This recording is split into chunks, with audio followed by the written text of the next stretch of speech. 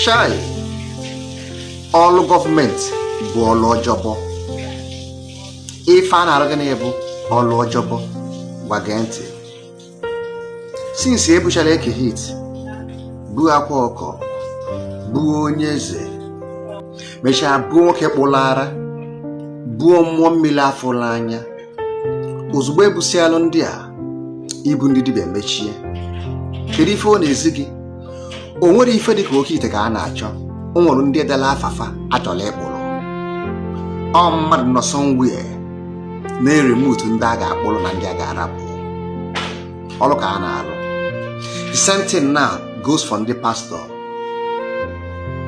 Since ebuchara ndị pastor ndị nke ebulu, ọpọ nnachala ọkụ mesialụ ndị ụlọ ụka emenye spell nke bụ na ama na ọ bụ onye ọjọọ ebulie mana o nwere ndị dela afafa. Someone nọ somewhere na-ede afa ndị a ga-ebulu.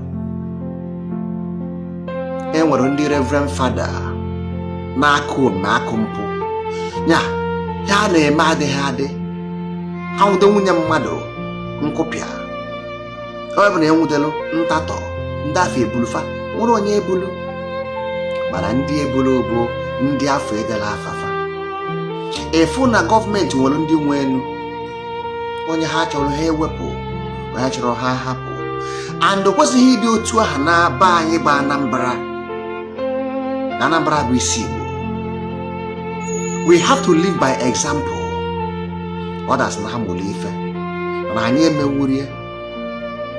Now ebugo ndị nke a ga-ebu.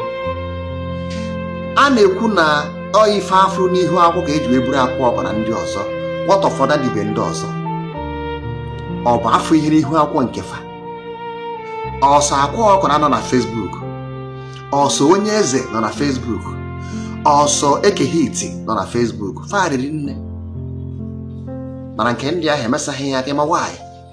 Eti ha fa na akwụkwọ ndị a ga-ebulu ebulu. Wee fọtọkọ ife. Dono. Anyị na-eme ife, anyị na-elote echi. Keta now. Anyị egbugo ndị ji wee dị ebube. Hapụzie ndị nke bụzi ụmụ gọọmenti. Ndị gọọmenti ji alụ ọlụ. Ikwute nke ha na-ekwu, nke na ha bụrụ ofu ife. Ịdị against them. Ibulu enemy fa. Nwelo na-ajụ. Eche nnọọ isi kwụdola agbụrụ ka ọ na-ala elu. Ọ mmadụ ebuchikwa ibu ya. Yes, the government are trying in many ways, but in that area, they're well organized. So please, government should do something in that area.